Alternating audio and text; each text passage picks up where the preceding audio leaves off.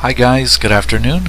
Thank you to everybody who has watched my videos lately, commented. Thank you very much. Today, I'd like to address a video that came out back in July.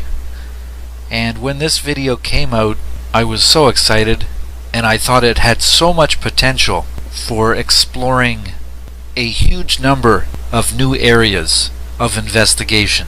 And the video I'm talking about is Conspiracy R Us's video entitled Mud Flood Mansions and the Gilded Age Deception.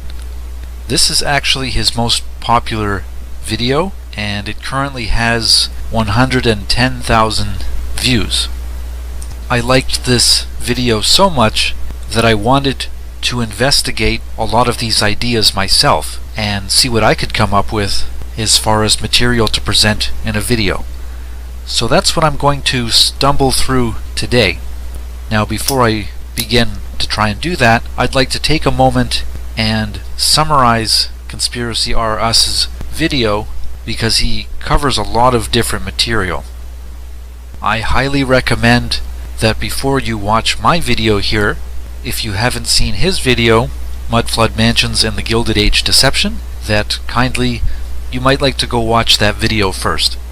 But I will, as briefly as I can, summarize the things he talked about in his video. He begins by talking about this age in America called the Gilded Age in the late 19th century and into the 20th, from about the 1870s to the 1900s, and a key feature at this time is the phenomenon of the robber baron, who was a type of magnate of American business who sometimes would use unscrupulous methods to monopolize business and industry. Railroad tycoons, oil tycoons, mining tycoons. He goes further into dropping some of the names like John Jacob Astor, William A. Clark. This probably includes the Vanderbilts, the Rockefellers, families like this. And Conspiracy R Us goes on to mention how a lot of these robber barons used their wealth to supposedly build gigantic mansions. However, if you watch this video, the conclusion is that this is really just a cover story. Because if you follow my channel or his channel, or a lot of other popular channels which discuss mud flood, then there's reason to be suspicious, and maybe these stories about these robber barons and their impressive Gilded Age mansions are really a cover story for the beautiful and impressive architecture that existed before some type of historical cataclysm or mud flood event occurred. A key feature in this video are the free energy fireplaces, which appear in a lot of these old mansions, and questions are raised as to the true nature of these fireplaces, and more specifically the two objects which sit inside these fireplaces which have a mysterious use and defy explanation, not to mention a back plate that is often found at the rear inside the fireplace. Pointed out in his video is that strangely these fireplaces are often surrounded by flammable and precious household items such as books and paintings, not to mention sometimes the fireplaces themselves even look like they've been built out of wood. That's kind of my idea, something I noticed. So it challenges the traditional understanding that these fireplaces were actually used for the burning of wood or coal or an open flame so as to heat a home. Conspiracy R Us takes a look at some specific mansions such as the Carnegie Mansion from 1903 and points out the mud-flooded details and how there's a ground floor below street level and how the entrance is actually leading up to the second floor. And he also points out that many of these old mansions lack any photos which show their construction. And that's important because he also references some material which shows that some of these mansions officially were built by large teams of construction workers. So again, there really should be some photographic record of these very opulent, expensive mansions having been built. Another feature of these mansions is that they contained a lot of high-tech features, supposedly things like central air conditioning, private subway lines, and electricity. These are things which I hope to cover and expand upon in some of the things that I would like to talk about today. At around 28 minutes and 16 seconds, he summarizes his video, and based upon what he discusses within his video, he concludes that this Gilded Age is a cover story for mud-flooded mansions in America. I agree with this statement, and this is something I would like to explore myself. So here goes. Here is a picture of Richard Morris Hunt. I'll read the Wikipedia description. Richard Morris Hunt, 1827 to 1895, was an American architect of the 19th century and an eminent figure in the history of American architecture. He helped sculpt the face of New York City with his designs for the 1902 entrance facade and Great Hall of the Metropolitan Museum of Art, the pedestal of the Statue of Liberty, and many Fifth Avenue mansions now lost to the wrecking ball. Hunt is also renowned for his Biltmore estate, which is actually the largest private estate in North America, and I think biggest house. America's largest private house near Asheville, North Carolina, and for his elaborate summer cottages in Newport, Rhode Island, which set a new standard of ostentation for the social elite and the newly minted millionaires of the Gilded Age. I'm going to get right to my point as to what I think and what I'd like to prove, and that is that I don't think Richard Morris Hunt was truly the architect that they say he was.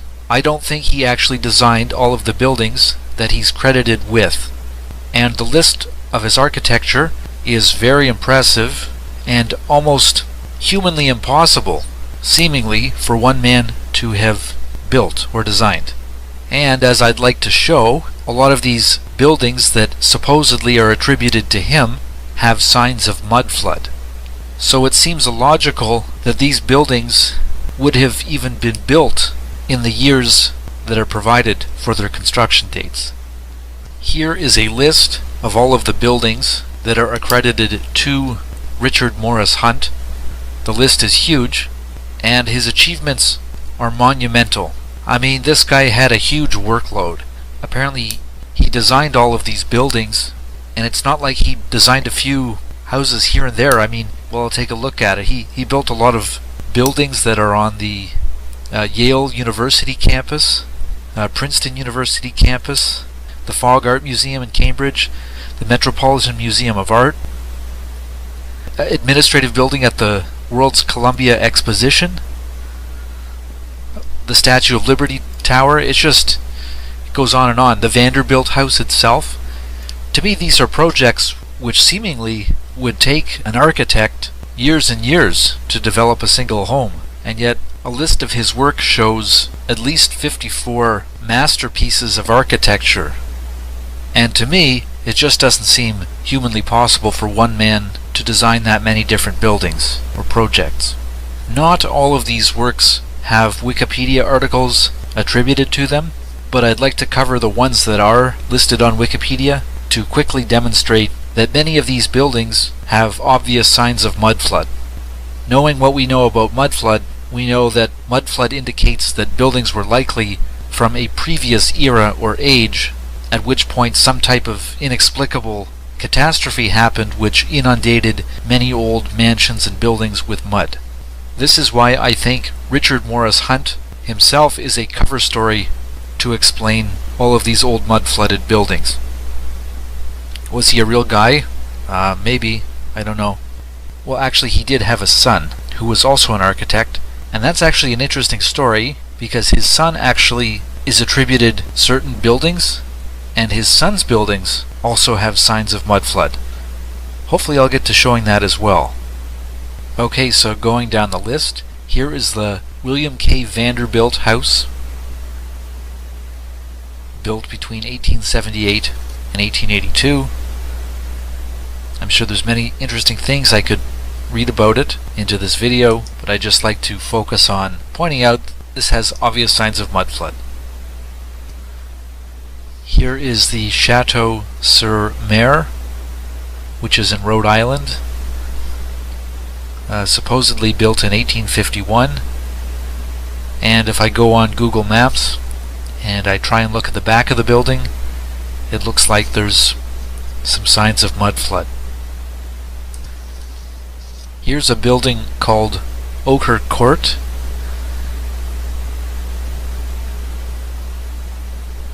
New photos of it show a type of balustrade, almost like a wheelchair type ramp, which is present at the front of the building. But if we look at old pictures, this balustrade is not there, and we can see that there's windows that tend to return into the ground, which to me look like mud flood windows. Here are the 10th Street studio apartments, and you can see that there's a waist-high fencing which provides access to a below-ground level floor. To me, these are signs that this below-ground floor was just dug out. Because why would you put windows at a foundational below-ground level? The Stuyvesant apartments, probably saying that wrong, have cut-off basement windows, but they seem to match the windows which appear above them. This leads me to believe that the original floor extended below ground level. I guess it's worth mentioning that Hunt is also the architect for the Yale Scroll and Key tomb, but I'm not really seeing evidence of mud flood on this one. I suspect the entire exterior of this building has been refinished and some different fascia has been put on it at some point. Thanks to Google Maps, we can see that the Howland Cultural Center has these foundational windows at its base. Again, we're just covering buildings that are attributed to Hunt as the architect. Maybe I should have just used the gallery that Wikipedia shows at the bottom. Would have made things easier. Here's East Divinity Hall at Yale College, which was demolished, but it was built in 1869. It has some pretty good signs of mud-flooded windows. Here's the Marquand Chapel at Yale College. Please notice the basement windows. Here's the Association Residence Nursing Home, Amsterdam Avenue in New York City, built in 1883. But clearly this one has a dugout around the exterior of the building, showing that the ground floor is below street level. Here's the Henry Gurdon Marquand House at Madison Avenue in New York City. It was built in 1884 and since demolished, and it has some pretty egregious examples of cut-off foundational windows and an entranceway going up to the second story. Here's the Statue of Liberty pedestal, built in 1881 to 1886. It's a hand-drawn sketch. Kind of interesting that in the 1880s they only have a sketch of this, one of the most iconic places, and there's only a sketch of construction. Here's the Eldridge Gerry House, and you can see the same type of thing. An exterior dugout with below ground windows, below street level. This mansion survived just 32 years. It was demolished in 1929 to make way for the Pierre Hotel. Here's the Fogg Museum of Art, Harvard University. Again, this was built in 1895 and destroyed in 1925. A 30-year-old building torn down.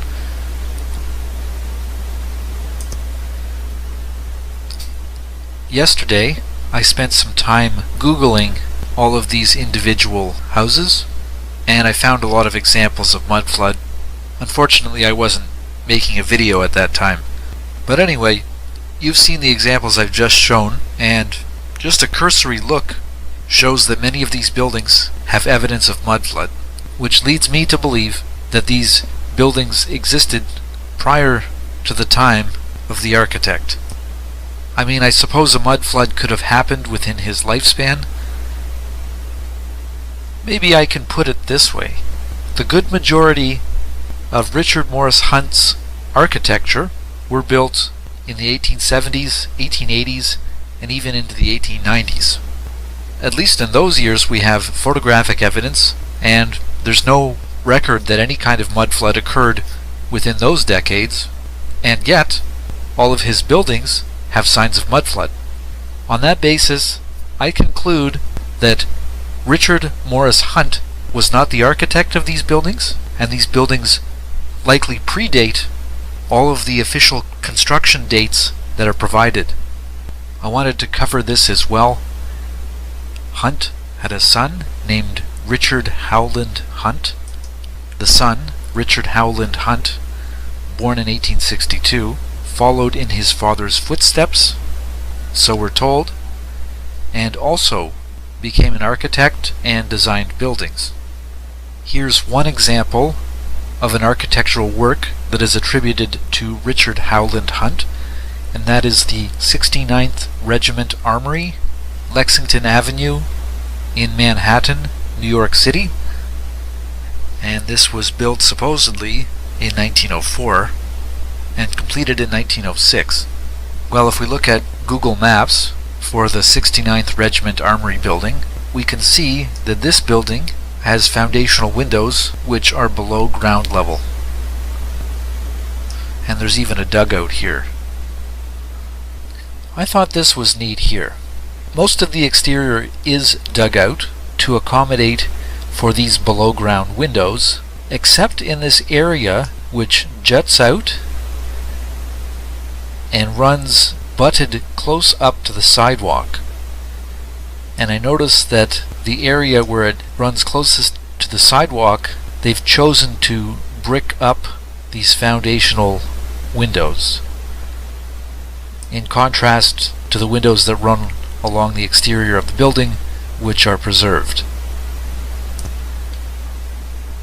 Okay, now I'd like to go back and discuss a specific building attributed to the father here, Richard Morris Hunt, and that is probably one of his most important works, which is Biltmore Estate. So I don't know how neatly and well I can tie this in to everything I've said already, but I have made some notes on the Biltmore Estate, things I thought were interesting.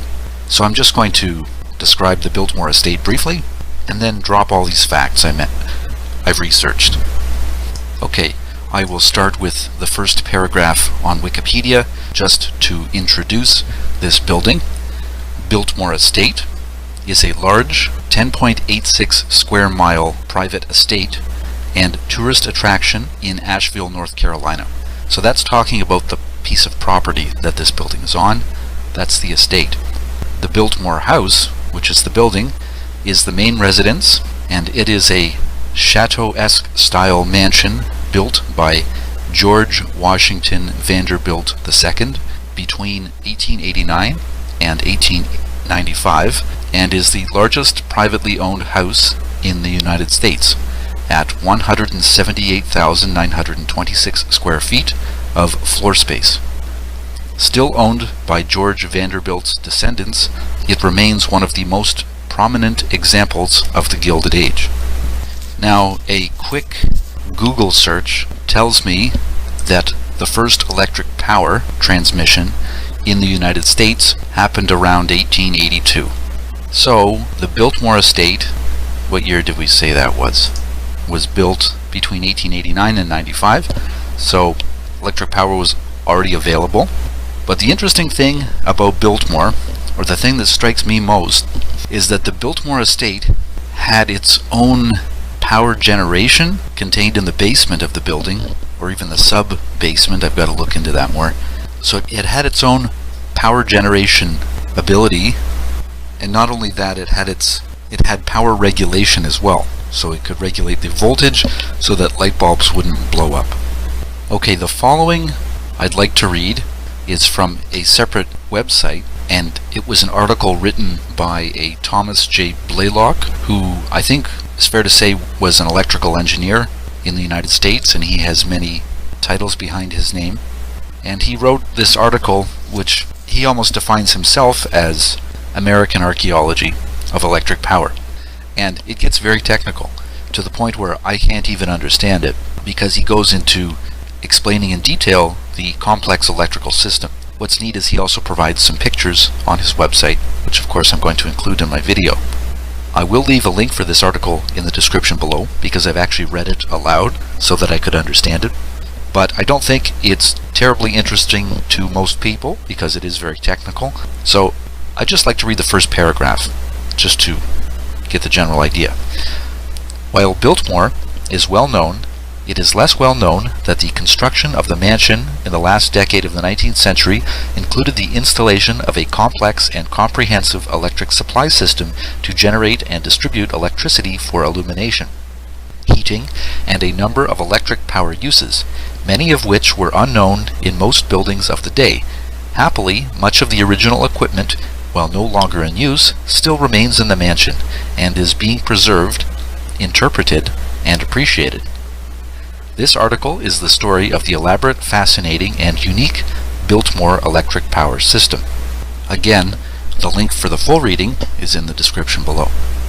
My point for reading this is, say, going back to the Conspiracy Are Us video, which demonstrated that a lot of these Gilded Age mansions had technology which was far ahead of its time. And I think that's a suspicion, and it is for me. To be fair, I don't see a lot of evidence of mud flood on the Biltmore building. The back of the building does have a foundational stone foundation, which is actually kind of like a backsplit. It actually sits at a lower level than the front of the building, but so far as I can tell, that doesn't really have a lot of signs of inundated windows, just to be fair. And also, unlike the majority of Richard Morris Hunt's other mudflood looking buildings, the Biltmore Estate building actually has original photography for the construction of it. I'll say it again. The Biltmore Estate has construction photos. Here they are on the screen. I'm a little bit suspicious, but I have to be fair, because they do exist. Okay, so again, I've made notes on some interesting details for this building, and I'm going to read them into the video. In the Wikipedia article on Biltmore, the house, it says, "The steeply pitched roof is punctuated by 16 chimneys and covered with slate tiles that were affixed one by one. Each tile was drilled at the corners and wired." It says that, and wired into the attic's steel infrastructure. People want to talk about atmospheric electricity on buildings? Well, I don't know. I don't know what to make of that. We've got copper flashing of slate tiles, and it's wired into the attic's steel infrastructure. Because the next sentence mentions that this is copper flashing. Copper flashing was then installed. Okay, copper flashing is installed on top. Copper flashing was then installed at the junctions to prevent water from penetrating. The fanciful flashing on the edge of the roof was embossed with George Vanderbilt's initials and motifs from his family crest, though the original gold leaf no longer survives. So, I don't know, I'm going to leave that open-ended because I don't know the answer, but is copper an effective material for building a roof out of? Is that typical to use copper? Because to me, what strikes me is that copper is conductive, and you're putting a conductive material on your roof. And not only that, we have aerials on the roof of this building. And even more interesting is that there's an elaborate and complex electrical system within the basement of this building and throughout the home.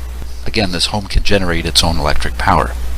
So I ask if that has anything to do with the copper flashing on the roof.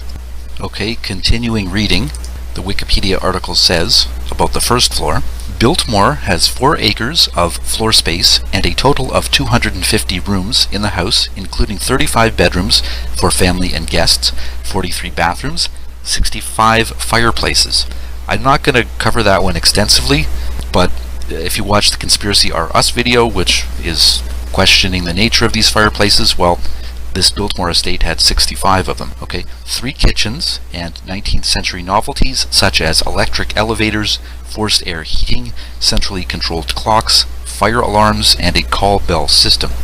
Okay, so what strikes me is that there's elevators in this building and they are electric.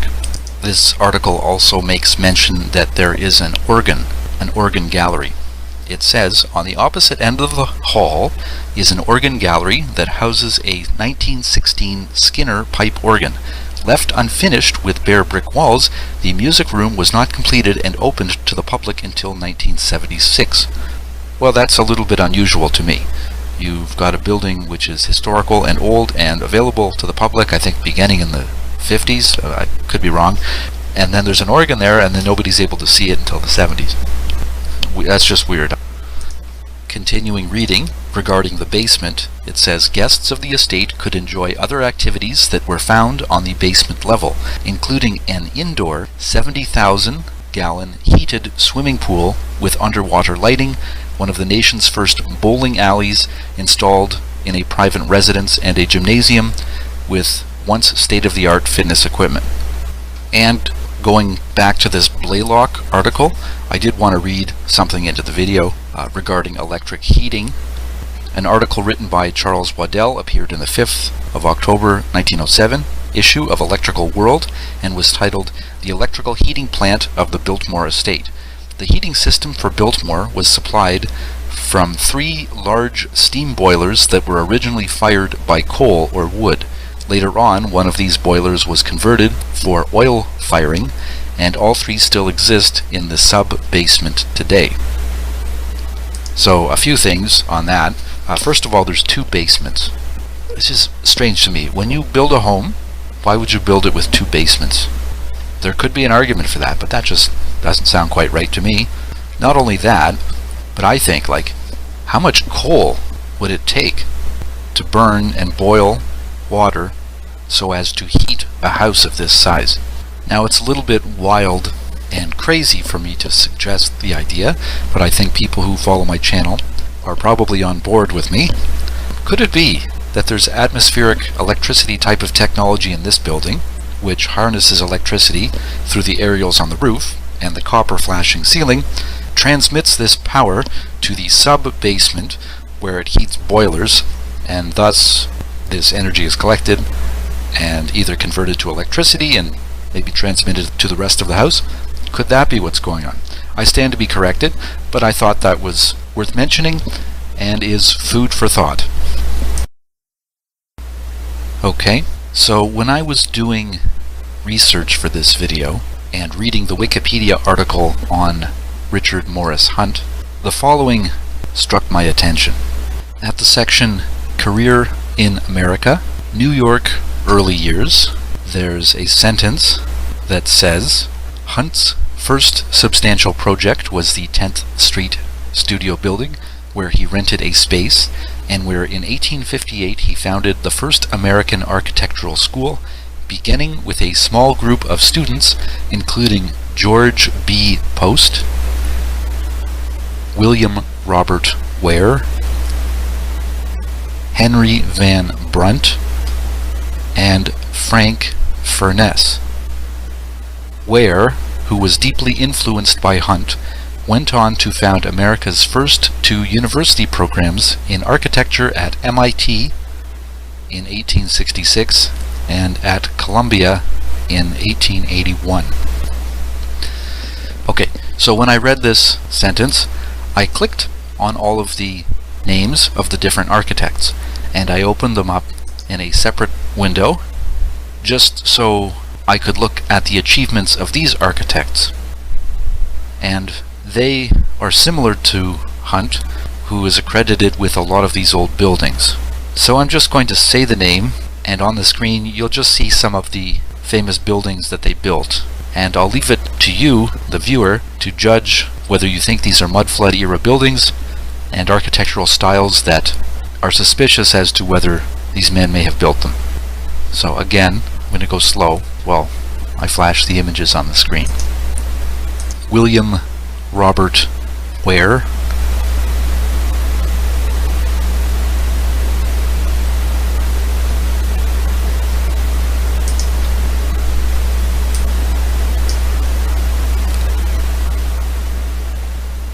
George B. Post. Keep in mind, some of the pictures I'm showing are not complete as to their full body of work. George B. Post.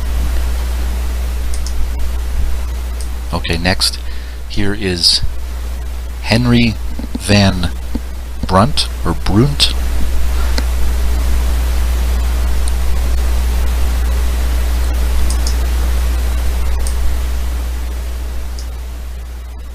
Frank Haling Furness.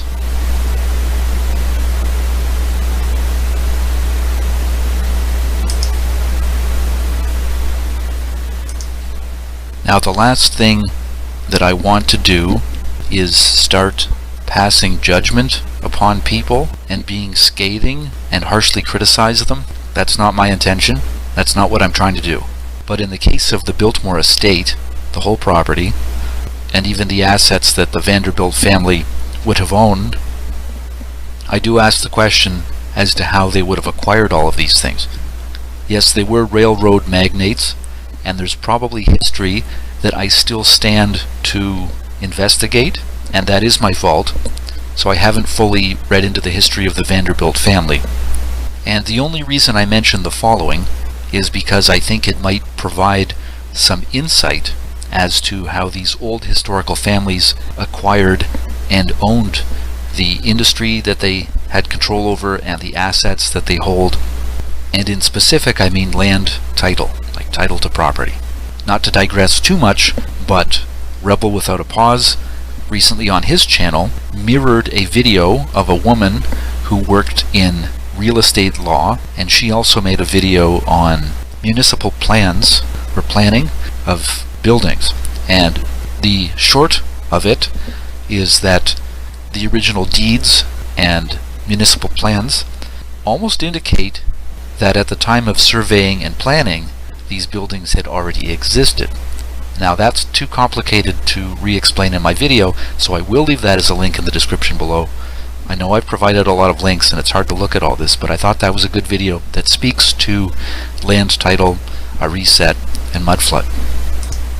So anyway, getting to the thing I wanted to point out is that there is a type of trust fund that has been set up by the Vanderbilt family.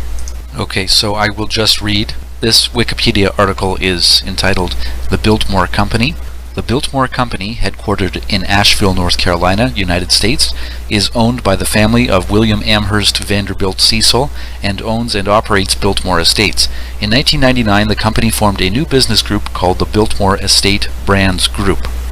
Okay, so this is going back to the Biltmore Estate Wikipedia article, and at the very end of the article it says, "The estate today covers approximately 8,000 acres and is split in half by the French Broad River, overseen by the Biltmore Company."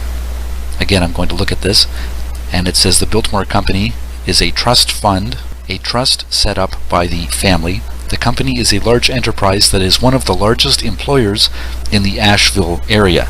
And if I go to the Biltmore Company article and I look at the biography on the side, it says it brings in a revenue of $50 million a year and it employs 2,400 people.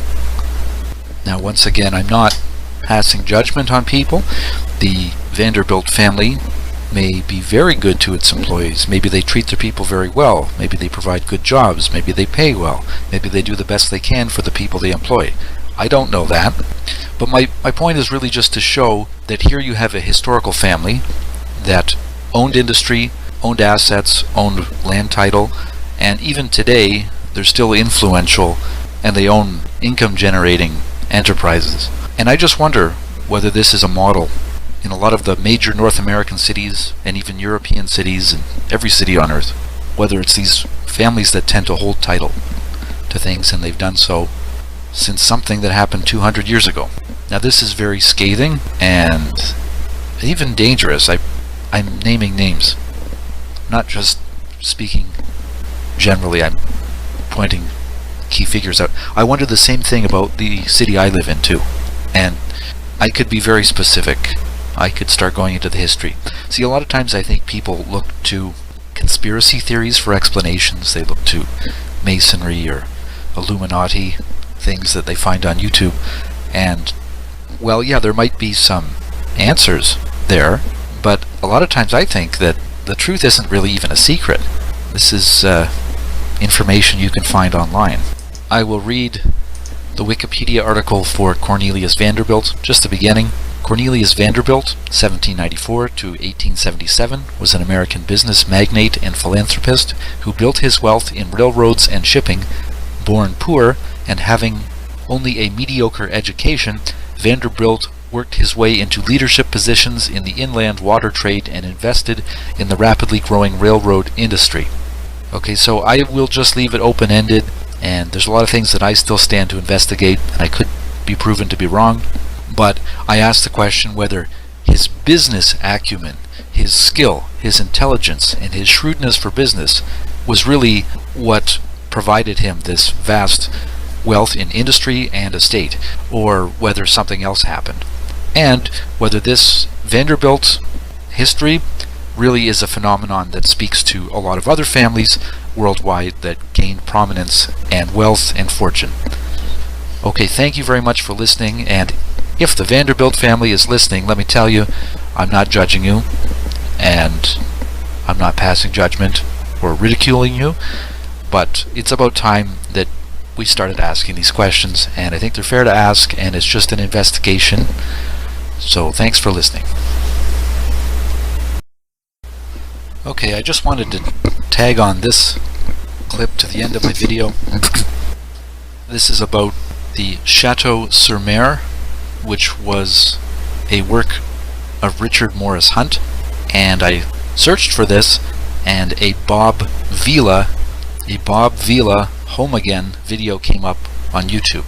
So I suppose if I'm going to explore this, I should probably mention like a fair use disclaimer here. So I am using this for educational purposes, and my channel is not monetized, so I'm not making money off of this, and it's widely available on YouTube anyway. I will leave this video as a link in the description below. I will just point out a few interesting notes I made about this video. At 2 minutes and 20 seconds thereabouts, presented is one of these old fireplaces, complete with these old dual devices you see at the base of the fireplace, which question has been raised as to what those are. I'd also like to point out that the fireplace mantle itself is made out of wood, which doesn't seem very safe. At 3 minutes and 16 seconds into the video, they talk about how there's gas lighting set up in the house. I thought that was worth noting. At 4 minutes and 54 seconds thereabouts, they also start remarking on a different fireplace that's also in the house. At 6 minutes and 28 seconds, they remark on a grand old mirror, which is massive, and apparently it has origin at one of the expositions. The exhibition in Philadelphia in the early 1850s, I think is what they say. And the mirror was moved into the house from the exposition.